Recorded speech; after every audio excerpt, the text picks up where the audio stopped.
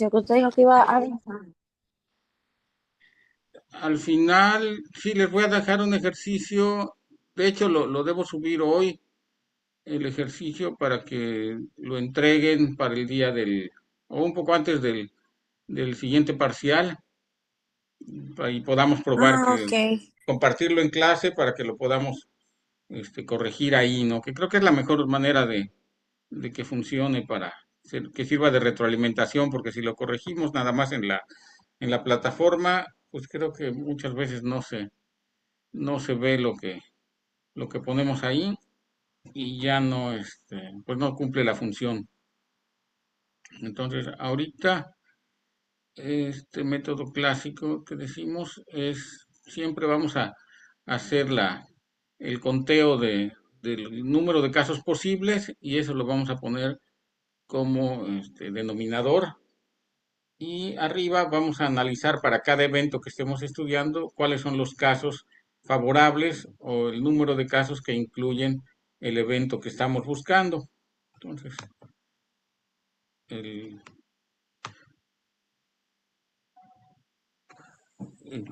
ese espacio muestral finito sería el número de casos posibles y puede haber unos casos donde el espacio muestral sea infinito, pero por lo pronto nos vamos a limitar a ver en este método clásico lo que son el número de casos posibles, ¿no?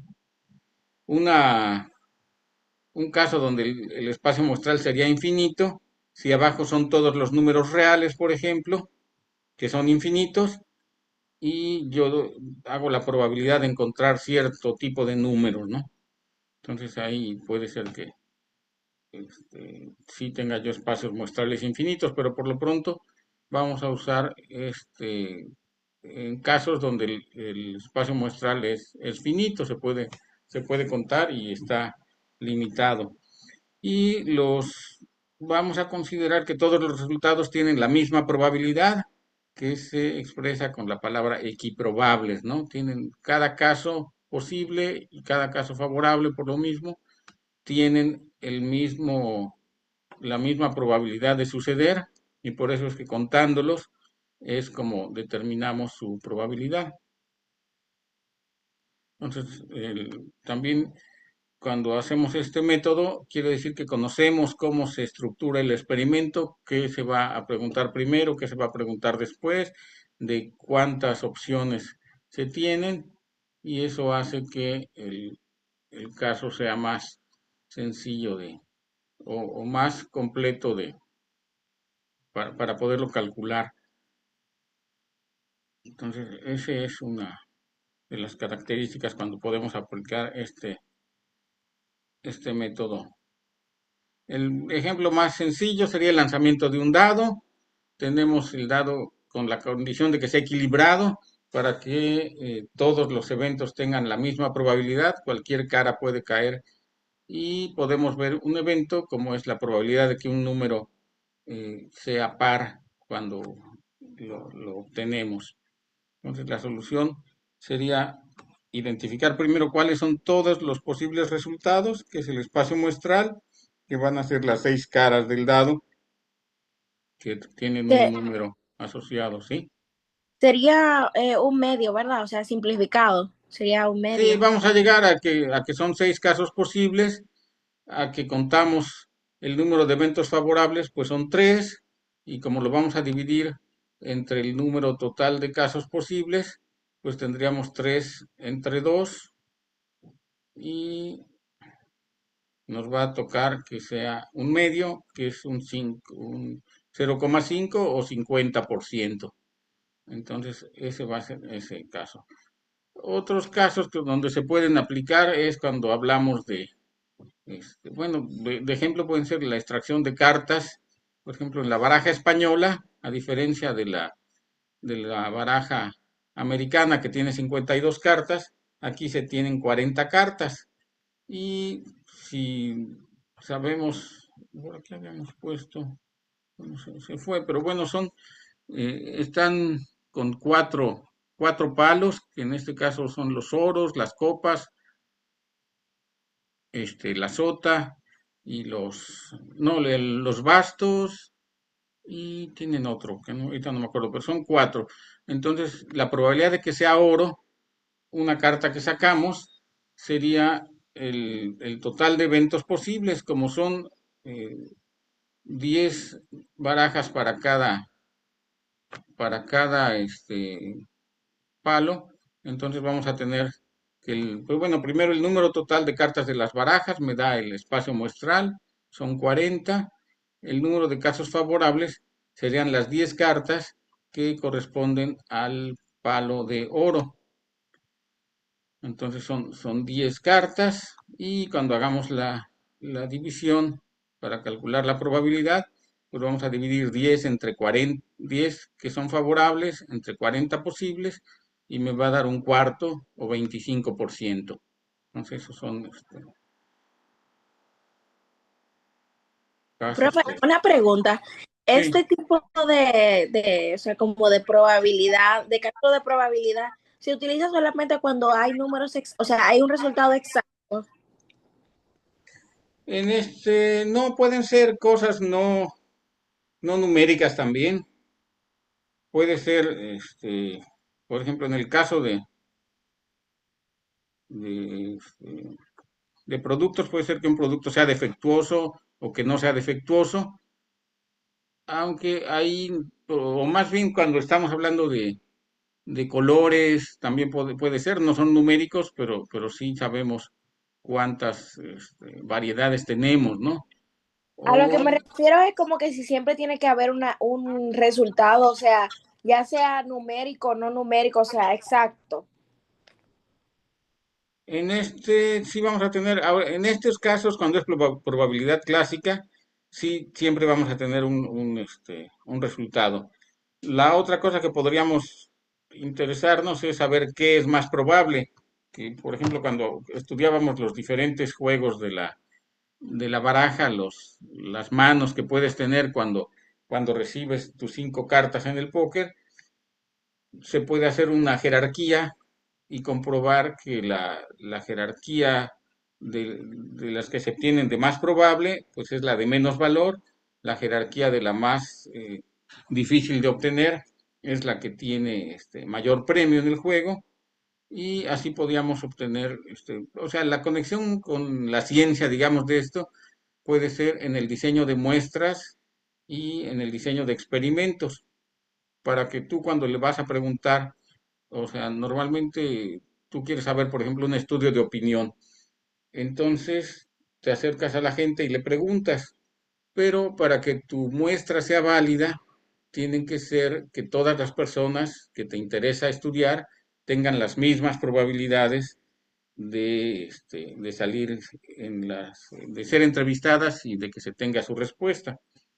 Entonces, si no lo haces con cuidado, por ejemplo, una de los errores podría ser que tú vayas a encuestar o la persona que mandas a encuestar lo haga en un centro comercial, pero que sea un centro comercial que está alejado de la población, pues los que van a ir a ese centro comercial, pues van a ser las personas que sí tienen automóvil, que sí tienen tiempo para ir, y vas a dejar fuera, sin planearlo, a las personas que se les dificulte llegar ahí, que trabajen a esa hora donde tú vas a preguntar. Entonces, cuando se diseñan los estudios, lo que tienes que buscar es que las personas que tú vas a entrevistar o a las que les vas a obtener la información, pues tengan la misma probabilidad de aparecer que los casos que te interese estudiar. Si no, vas a tener un estudio sesgado, ¿no? Es como si estudias cuántos apaches son delincuentes y lo estudias viendo las películas de cowboys americanas, ¿no? Entonces ahí se ve que todos los o la mayoría de los apaches son delincuentes y los otros son buenos, ¿no? Entonces ahí es porque hay un esfuerzo de propaganda también, de justificar cosas sociales, pero cuando quieres estudiar la realidad, pues tendrás que buscar cómo no caer en esos sesgos. Y para eso es el interés en estudiar estas probabilidades, ¿no? Ver que realmente se tengan las mismas. La otra, el segundo, hay hasta ahí, creo que no hay mucha duda en cómo calcularlo. Creo que la otra duda sería cuándo lo aplicamos, ¿no? Pero sería esa la- una de los criterios en que sea razonable considerar que cada resultado tiene la misma, los que vas a contar, que cada resultado sea realmente equiprobable o que no tengas ninguna información que te indique que uno es más probable que el otro. El siguiente método sería el de la frecuencia relativa, ¿no? Que es cuando vamos a tener información histórica y simplemente sabemos qué ha pasado en la historia de este fenómeno y la suposición principal aquí es que el futuro va a ser muy parecido al pasado, lo cual en algunos casos es cierto y en algunos casos puede ser una suposición muy arriesgada. Pero si no tenemos evidencia o indicación de que las cosas han cambiado, podemos utilizar este método con relativa seguridad, ¿no? Que esto tiene relación con lo que es la inducción en en el pensamiento, ¿no? De cómo llegas a reglas generales, de por qué se caen las cosas, por ejemplo, las cosas, nunca hemos visto que una cosa caiga para arriba, entonces hacemos una ley que dice que las cosas caen hacia abajo, o sea que la gravedad atrae los objetos, pues ya después se extiende a que los objetos se atraen entre sí por sus masas y que es una línea recta que une los dos cuerpos, y el sentido de esa fuerza de atracción. Pero esto podría ser equivocado en algunos casos. Hay un escrito, por ejemplo, en donde te dice que un pollo, por ejemplo, cuando lo alimentan todos los días, pues puede pensar que siempre lo van a alimentar, pero llega un día en que le toca ser sacrificado cuando está en una granja, y entonces esa suposición de que siempre lo van a recibir con comida, pues resulta que no es apegada a la realidad. Pero bueno, el pollo no sabe ese triste final, ¿no? En- entonces, estos experimentos son experimentos repetidos y se espera que la probabilidad de A, o sea, del evento A, va a estar expresada y va a ser más exacta cuando vayamos al n, que sea el número infinito de veces que lo observamos, y la frecuencia de A, o sea, el número de veces que aparece el evento A dividido entre el número de repeticiones de ese experimento. Ese es el cálculo de la probabilidad en base a frecuencia. Entonces, vamos a ponerlo aquí. Siempre se va a basar entonces en datos empíricos o históricos. Lo que nos dice la experiencia es lo que vamos a usar como información. Se requiere que este experimento se repita varias veces, o sea, si es un experimento que no se ha repetido, por ejemplo, sería más difícil, por ejemplo, una olimpiada, porque los atletas son diferentes. Sabemos que los equipos sí, nos pueden dar cierta probabilidad de que se repita, porque sabemos que, pues, los que se llevan más medallas, pues, normalmente son los chinos, los de Estados Unidos y otros países que siempre aparecen en la tabla de medallas. Y eso lo podríamos saber en base a la experiencia. Los atletas individuales, pues sí, algunos repiten, pero muchos cambian. Entonces el experimento no se repite exactamente, pero hay parte del experimento que se podía repetir.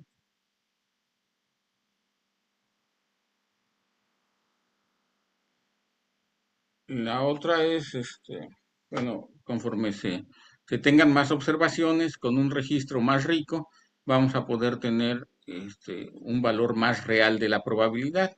No es lo mismo que observe yo una semana un fenómeno a que lo observe yo durante un mes, durante 12 meses, o durante 10 años, o durante un siglo, por ejemplo, ¿no? observaciones que se van registrando. Por ejemplo, las temperaturas extremas en una ciudad, otras son los sismos que decíamos la otra vez y que son datos importantes para proyectos humanos, como es la construcción de infraestructura, de puentes, carreteras, pues nos interesa saber qué fenómenos naturales han sucedido ahí y ahí normalmente vamos a usar la probabilidad frecuencial para saber si en ese lugar ha habido huracanes, ha habido terremotos o alguna otra cuestión en cuestión del comercio de plantas, pues a ver si ha habido plagas, enfermedades o algún otro fenómeno que sea de relevancia, ¿no? Entonces, vamos a ver si... Un ejemplo sería el control de calidad, en donde en una fábrica se tienen productos y se encuentra que de 500 que se examinan, 15 salen defectuosos. Entonces ahí podríamos decir cuál es la probabilidad de que un producto sea defectuoso. Pues vamos a hacer el conteo, ¿no? Identificamos el número de observaciones. En este caso me dicen que fueron 500 productos los que se inspeccionaron, quiere decir que se tienen 500 experimentos. Identificamos la frecuencia del evento, el número de defectuosos sería la frecuencia, son 15 productos defectuosos, y calculamos la frecuencia relativa, que sería este proceso de dividir el 15 entre 500 y me da una probabilidad que aproximamos al 3%.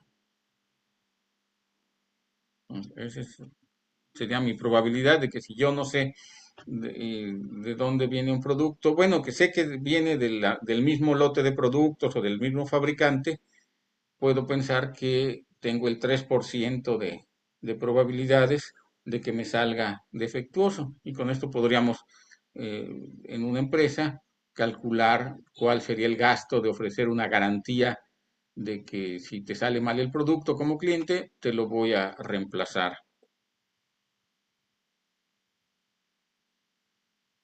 Entonces, este, vamos a concluir que el 3% de los productos se estima que son defectuosos.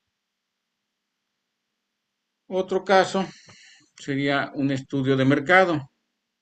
En este caso se hace una encuesta, se pregunta a 1.200 personas y nos dicen que 840 nos dicen una buena opinión de que prefieren el producto A en comparación con otro producto o con otros productos, ¿no? Les preguntas qué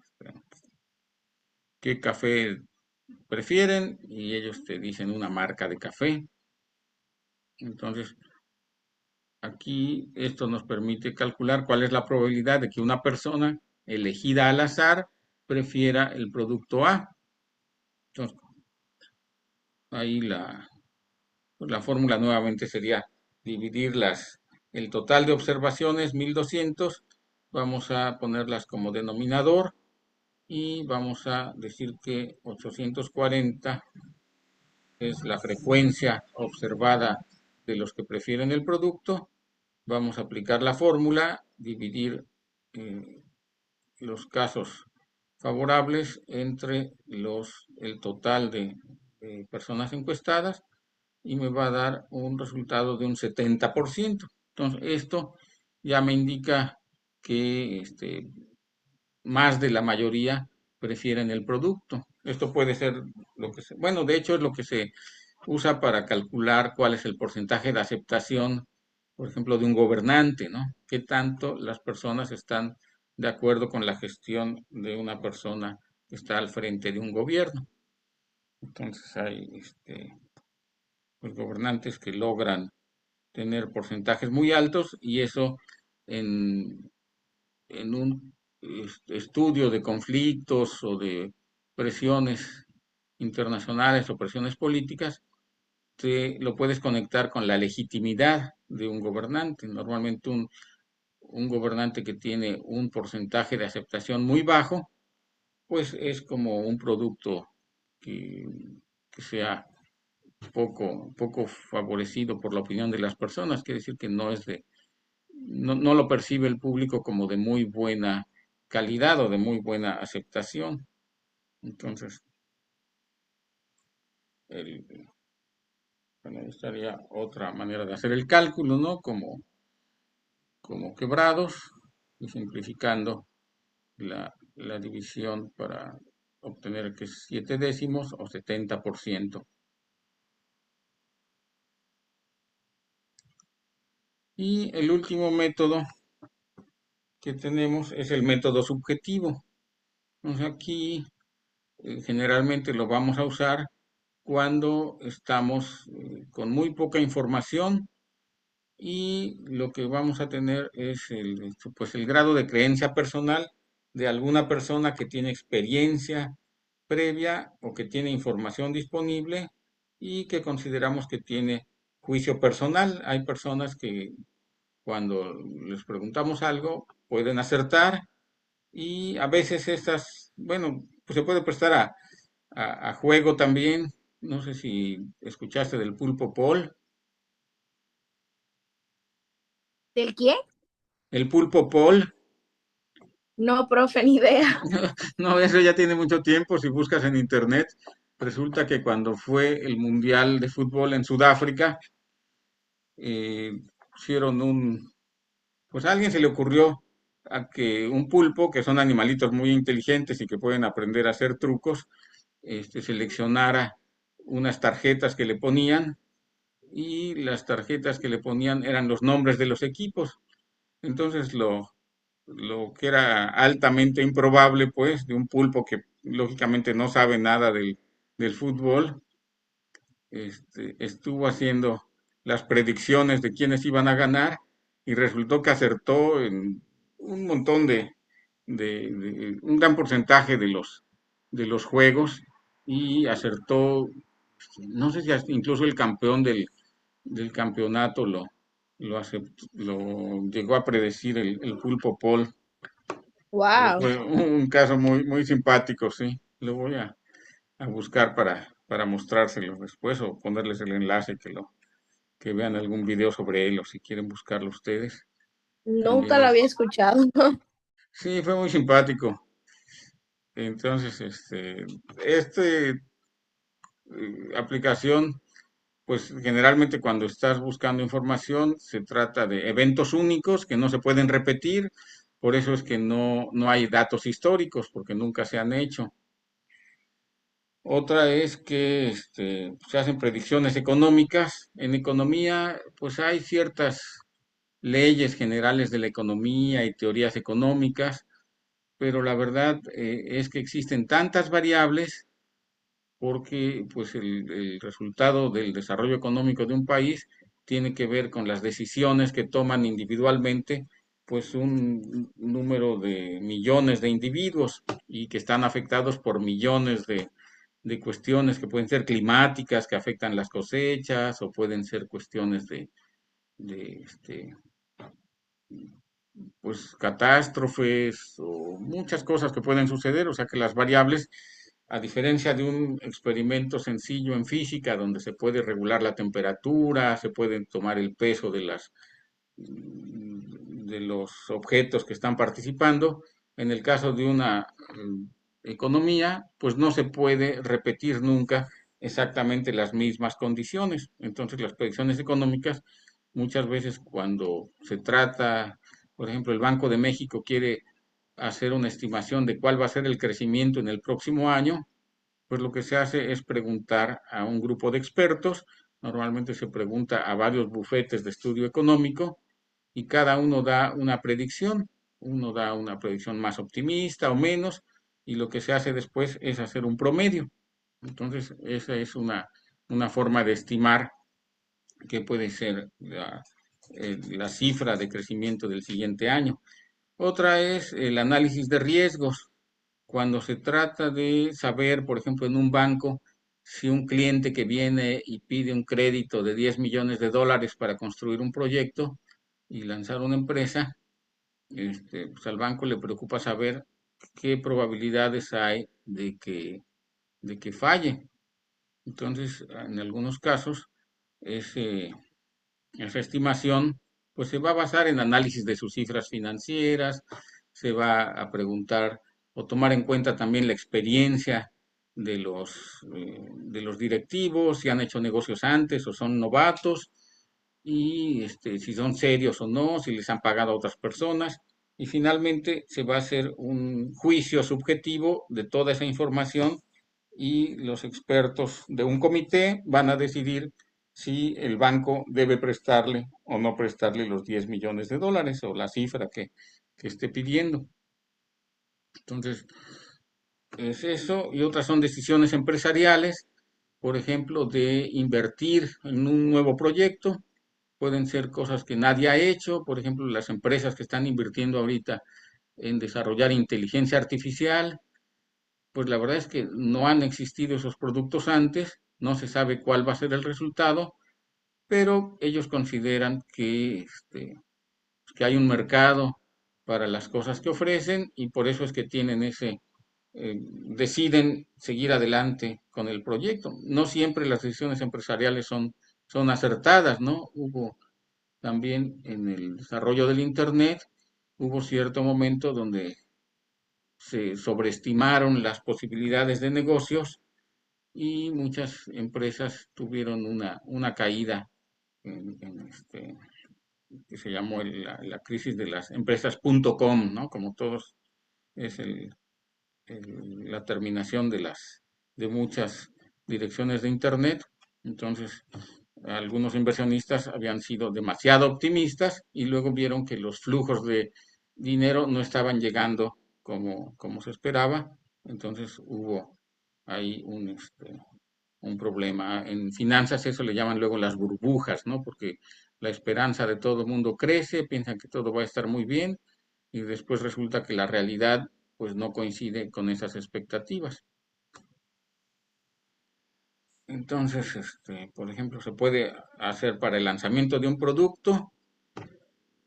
Entonces, si un experto en marketing estima que hay un 75% de probabilidad de que un nuevo producto tenga éxito en el mercado y se basa en estudios de mercado previos, en las tendencias actuales, en experiencia con productos similares y su análisis paso a paso sería ver qué tipo de probabilidad podemos aplicar en este caso.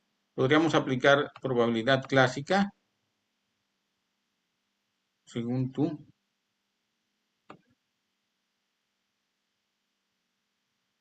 Yo creo que se podría aplicar la tendencia relativa, si no me equivoco. Sí, pues la Perdón, frecuencia, la probabilidad relativa. sí, nada más que en este caso no es para probabilidad relativa necesitaríamos que fuera el mismo experimento. Y aquí lo que tenemos son Ok.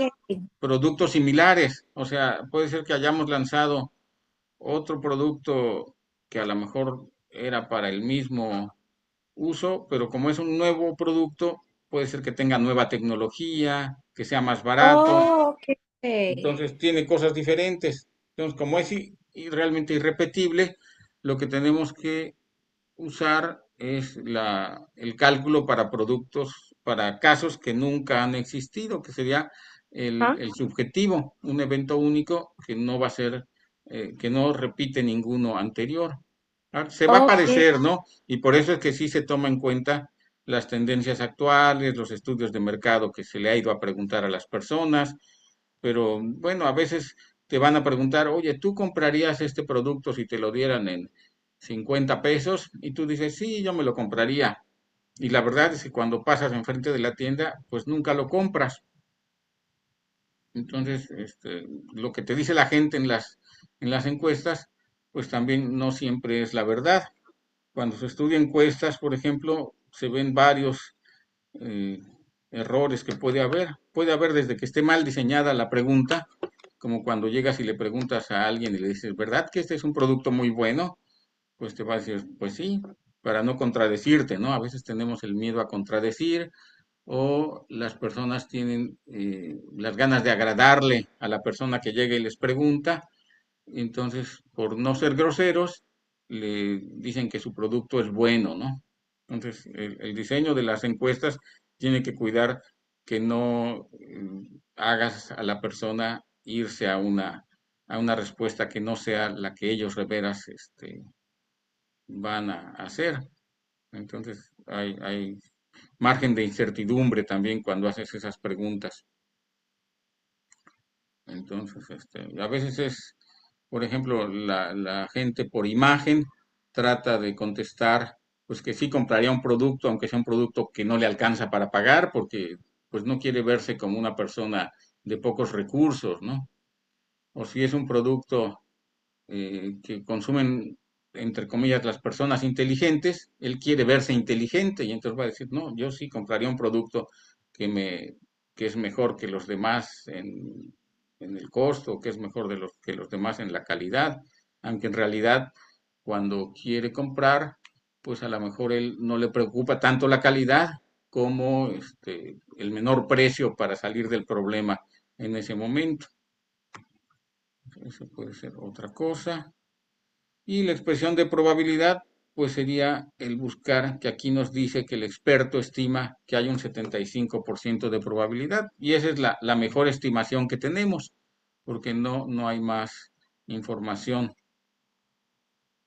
Y si tuviéramos más datos o más expertos, podríamos hacer una promedio de las diferentes probabilidades para tener una estimación que trate de cancelar los sesgos de optimismo o pesimismo de cualquiera de los expertos.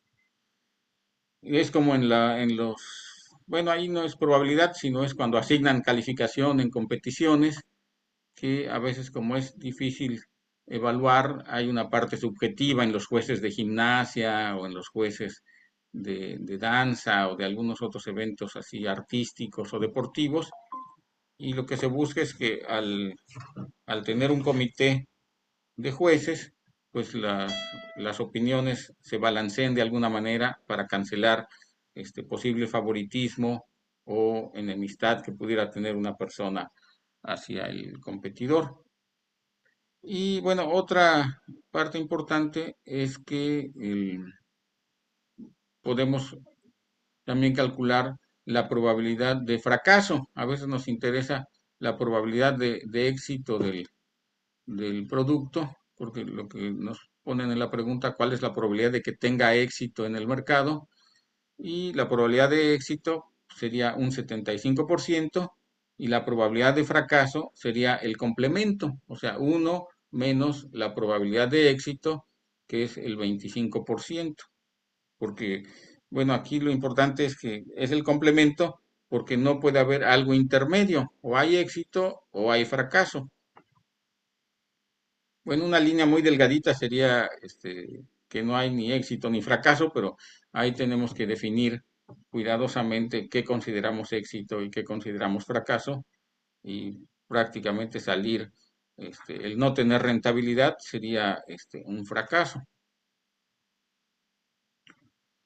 Otro problema que podríamos tener es estimar cuáles son las probabilidades de que gane cierto candidato en las elecciones municipales de alguna ciudad, ¿no?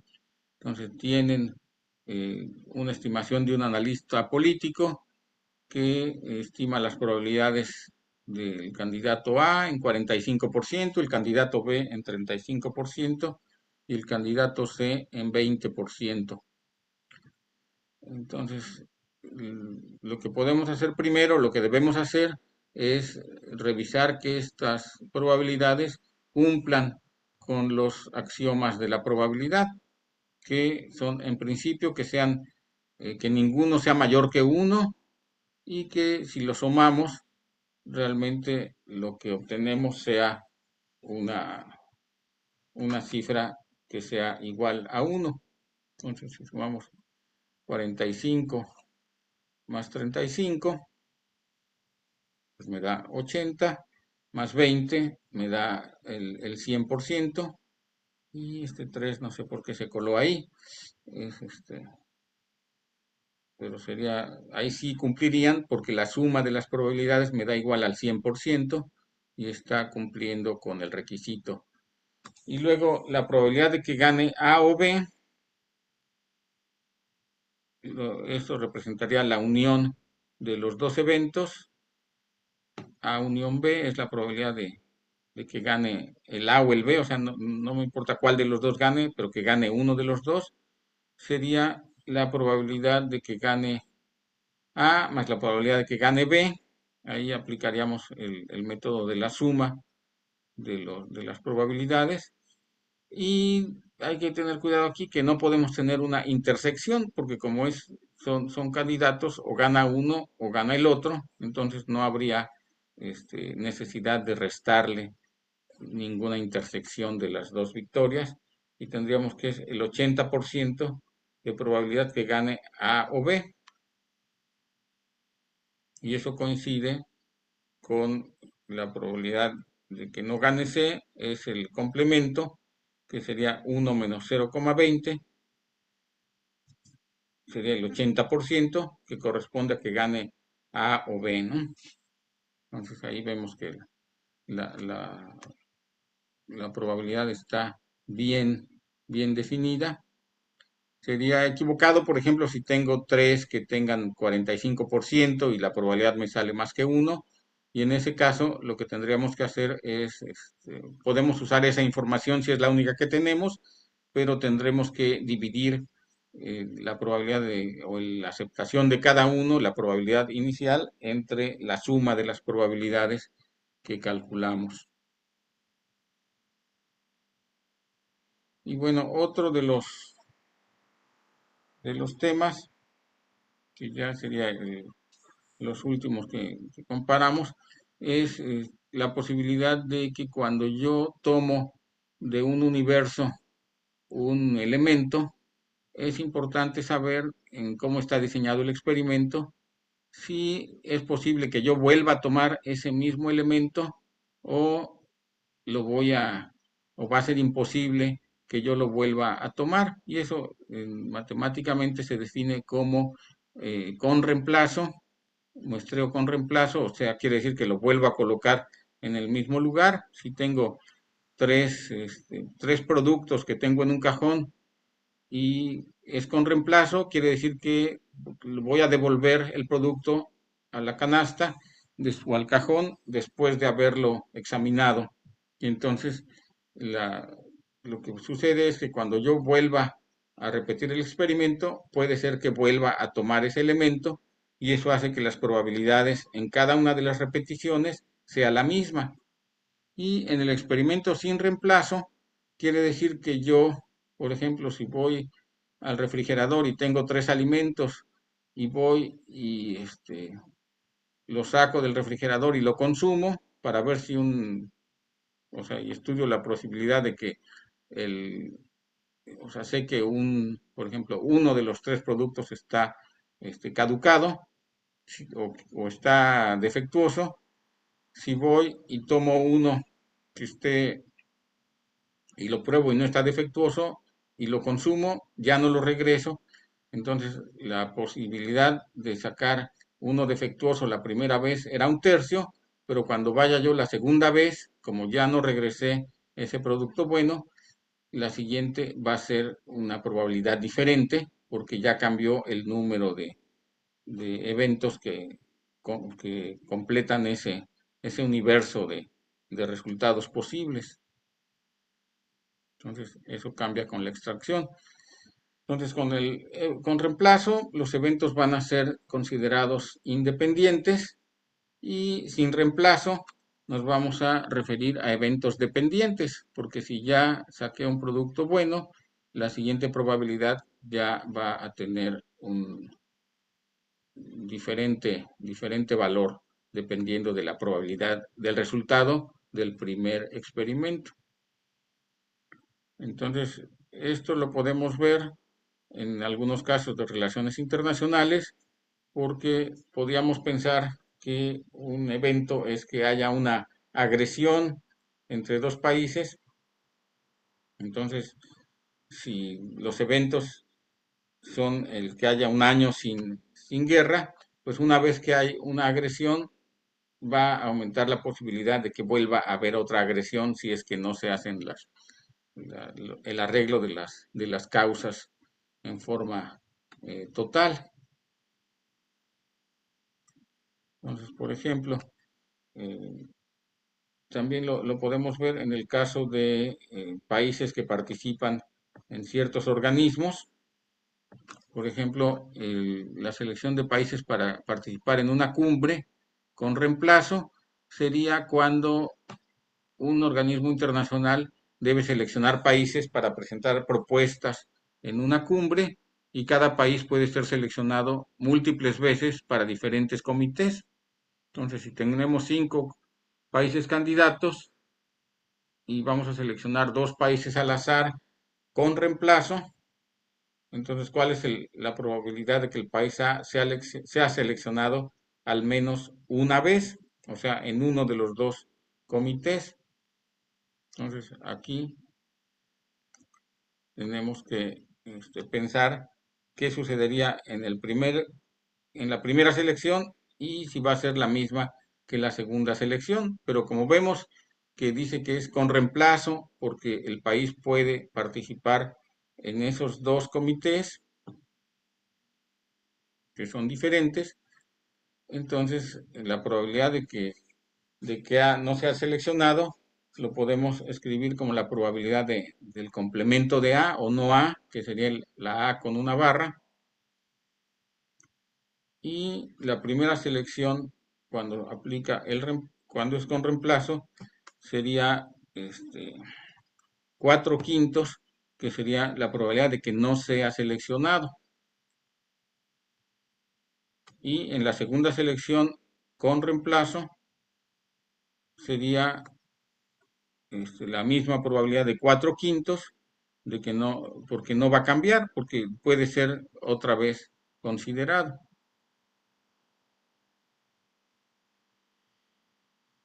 Entonces, en ambas veces no estaría la A, simplemente multiplicaríamos las probabilidades de que en ninguno de que no esté en el primer evento por la probabilidad de que no esté en el segundo evento, y me saldría 16/25, es la probabilidad de que no participe en ninguna vez. Entonces, si quiero calcular ahora la probabilidad de que al menos una vez sea seleccionado, pues voy a calcular el complemento.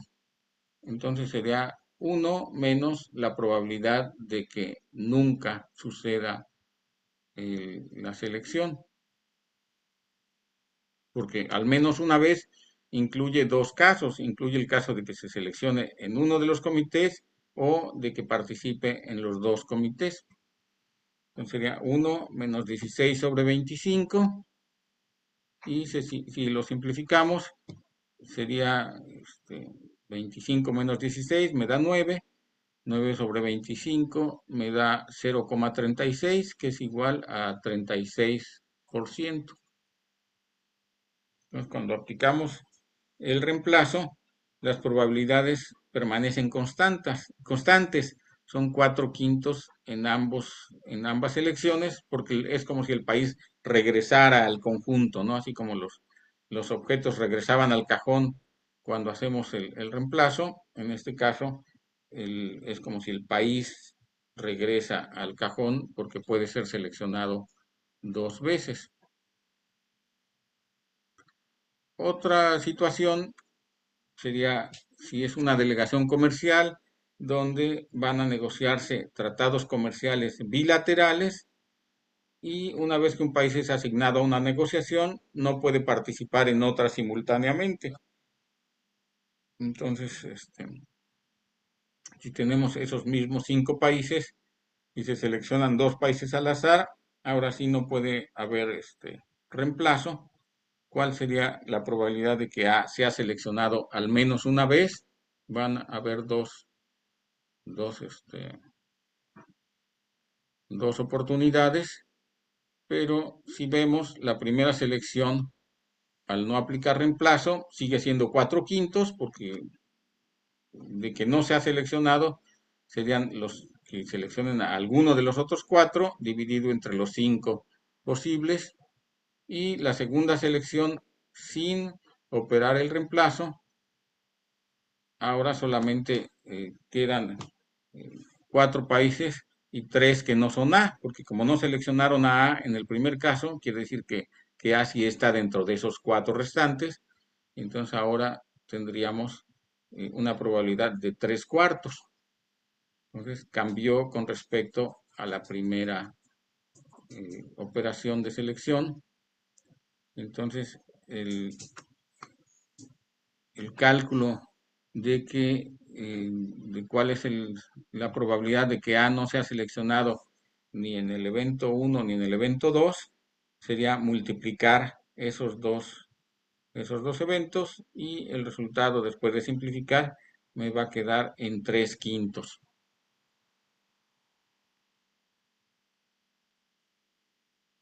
Entonces vemos que es diferente.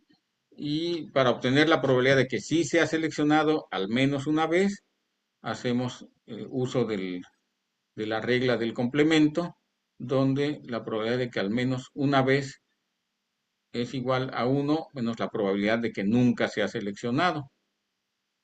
Entonces, al menos una vez, nuevamente, incluye la probabilidad de que sea una vez o 2 veces seleccionado. Y sería 1 menos 3/5.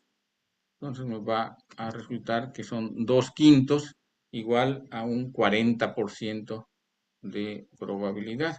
Entonces vemos que con reemplazo se tenía el 36% de probabilidades de ser seleccionado al menos una vez, y sin reemplazo en la segunda vez pues ya tenemos una probabilidad mayor, porque se aumenta la probabilidad porque hay menos opciones en la segunda extracción.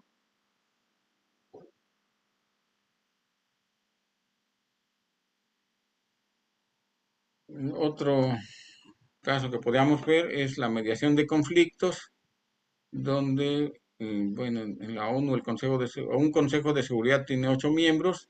Se necesita seleccionar 3 países para mediar un conflicto territorial, y entre los 8 países hay 3 potencias regionales, del 1 al 3. ¿Cuál sería la probabilidad de que las 3 potencias sean seleccionadas? Entonces, podemos comparar con reemplazo y sin reemplazo para medir cuáles serían las probabilidades. Si es con reemplazo, tendríamos que, como son 3 potencias y son 8 en total, sería 3/8 la probabilidad en cada caso de ser seleccionado. Y para hacer que las tres sean potencias, sería 3/8 elevada a la tercera potencia, o sea que se multiplica por sí mismo 3 veces, y me da un 5.27%. Cuando nos vamos al escenario sin reemplazo, o sea que no se repiten, que es lo que realmente sería más realista suponer, porque una vez que lo seleccionaste, pues no va a volver a participar seguramente. Entonces, en la primera selección sería una potencia, ahí son 3/8, pero en el segundo caso de que sea otra potencia, ya me quedan 7 países y ya solo 2 son potencias. Entonces tendríamos 2/7. En la tercera selección tenemos solo la última potencia, que sería una, y quedan 6 países como universo. Entonces quedaría 1/6, y la probabilidad conjunta que sucedan esto sería la que aparece ahí, ¿no? 3/8 por 2/7 por 1/6 serían, simplificando, igual a 1.79%. Entonces vemos que hay una diferencia importante, porque con reemplazo sería 5.27%, y se tiene que los países pueden repetirse, y en general se considera que es poco realista, ¿no? No se espera que eso suceda en una negociación real, y se tiene que los eventos pendientes, porque pueden volver a salir independientemente si salió en la primera selección o no. Y en la segunda opción, cuando es sin reemplazo, tenemos una probabilidad más baja, 0.79%, y cada país una vez, no puede repetirse, el escenario es más realista, se puede apreciar que los eventos son dependientes. Si ya salió en el primero, pues no puede salir en el segundo ni en el tercero. O si sale en el segundo, no puede salir en el tercero. Y si no salió en los anteriores, podría ser que sí salga en el tercero. Entonces son eventos dependientes que afecta la ocurrencia de uno a la probabilidad de que ocurra el siguiente. Entonces, sin reemplazo resulta más apropiado para modelar situaciones donde cada actor participa una sola vez y no hay expectativa de que vuelva a estar presente. Vamos a ver este cuadrito. Entonces, las probabilidades con reemplazo son constantes. En el sin reemplazo resultan variables, en este caso fueron decrecientes.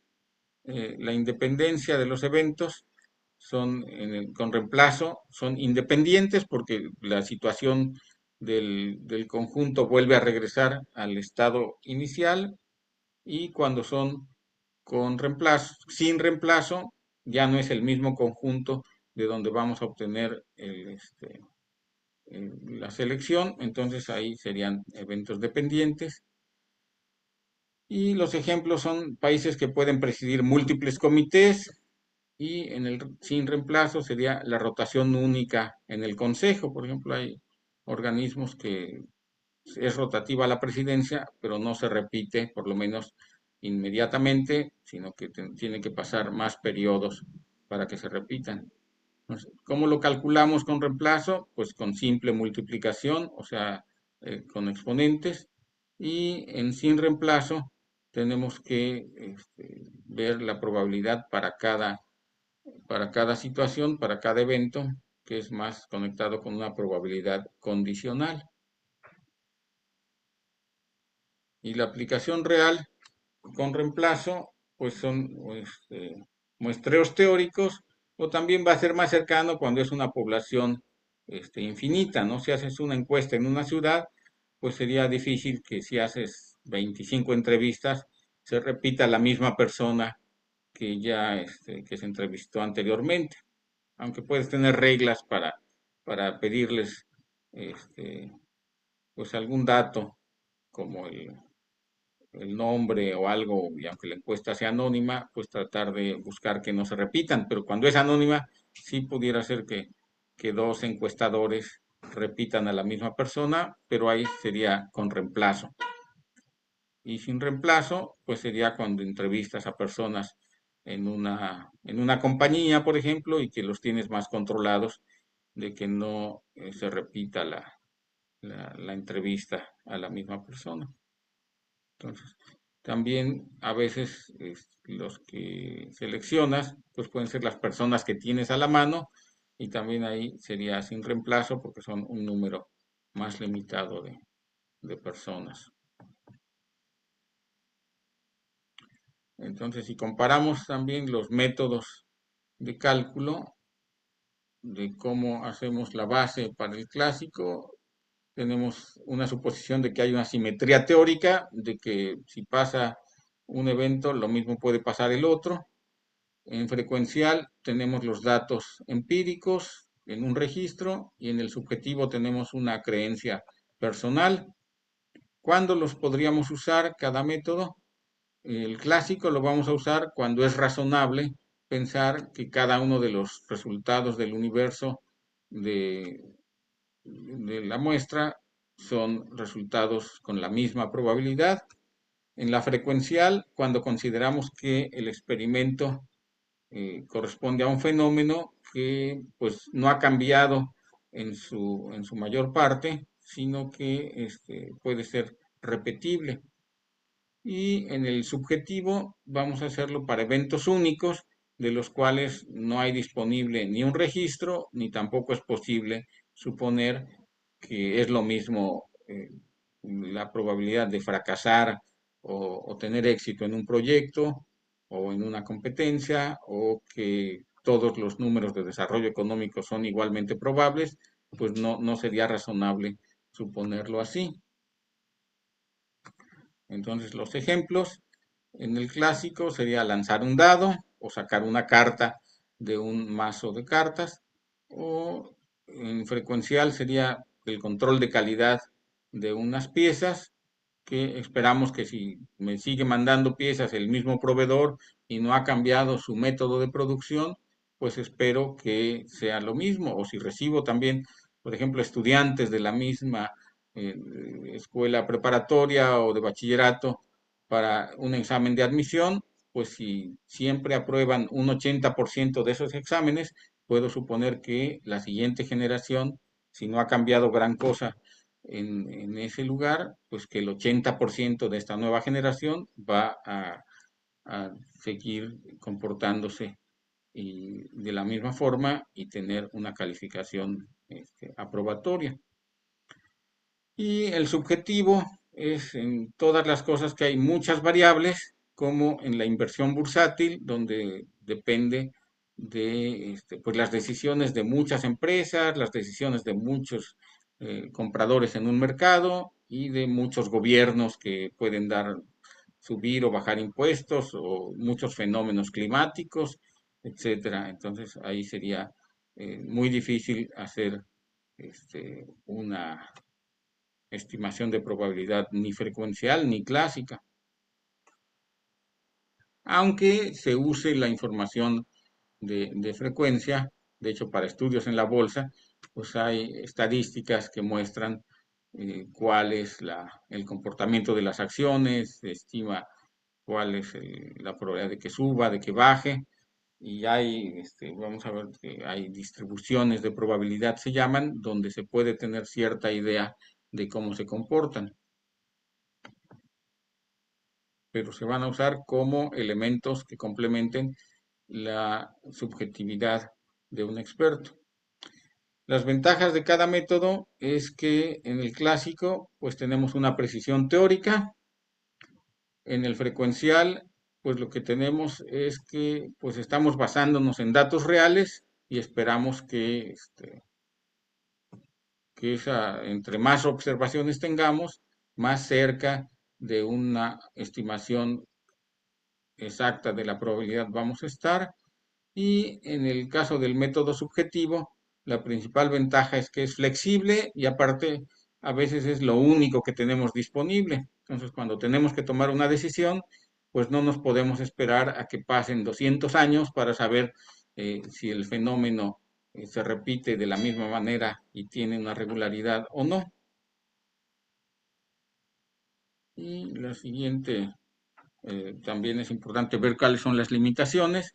En el clásico, pues estamos pensando como suposiciones que las condiciones del experimento son ideales, y de hecho puede ser que estemos jugando a los dados con una persona tramposa, o que las barajas también tengan alguna marca que hagan que ya no sea una decisión al azar, sino que la persona está sintiendo con las manos y puede aprender a manipular las barajas, un tallador en un casino o algo, o que una ruleta tenga algún mecanismo que hace que no dé siempre la misma probabilidad para todos los números, sino que esté manipulado. Pero eso también se puede comprobar a través de hacer estudios de frecuencia con respecto a si predicen o no, o si corresponden o no, más o menos cercanamente a los cálculos teóricos. Entonces puede ser que se aparten un poquito de lo teórico,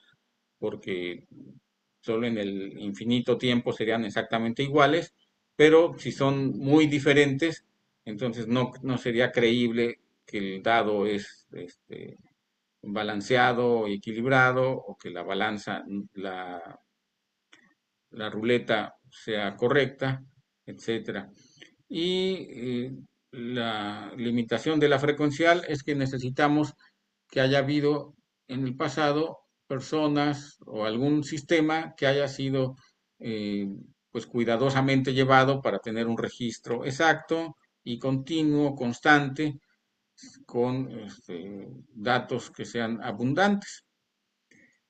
Y en el método subjetivo, pues la principal limitación es que pues cada persona, cada experto me puede decir una historia diferente, entonces hay una subjetividad, pero es imposible no tenerla porque precisamente por eso nace, porque es alguien que sabe un poco más que los demás o pensamos que sabe un poco más que los demás.